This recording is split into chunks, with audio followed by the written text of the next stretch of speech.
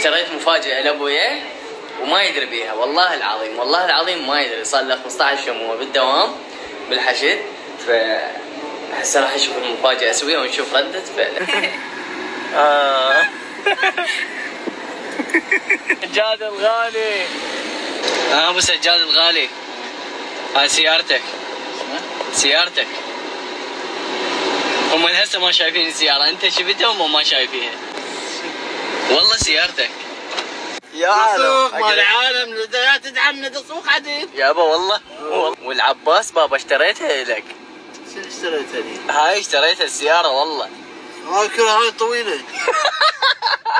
شنو هذيك؟ ها؟ يابا والله اشتريتها، ايش بيك؟ والله ما مصدق. هاي ولو بيك ريحة.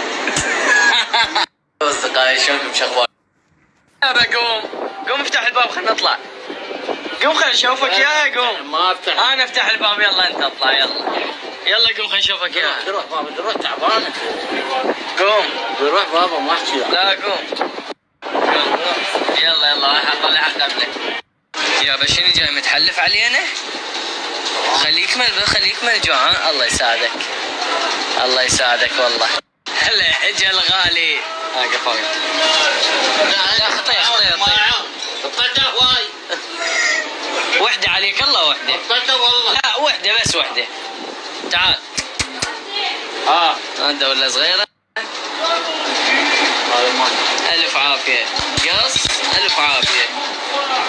ماكو اغنيه ماكو اغنيه. قاعد اضرب الاكل.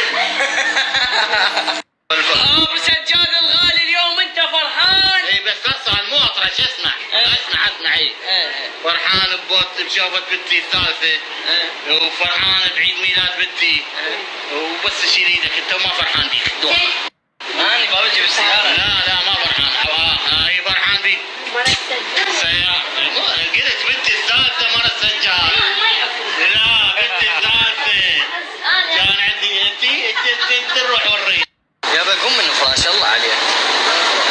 هذا من شربايتي. قوم وين نايم؟ زين هسه هاي الهوسه شنو؟ قوم يا معود قوم.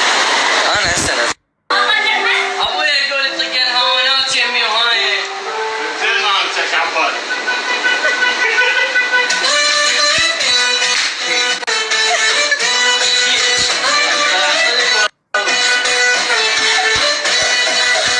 المشكلة مو انا، المشكلة امي اذا تريد تروح لابو الاسواق بصف بيتنا وين لزق عدل بصف بيتنا. سجل شغل السيارة. ما هو بنزين 6 سلندر والله. وش اسوي؟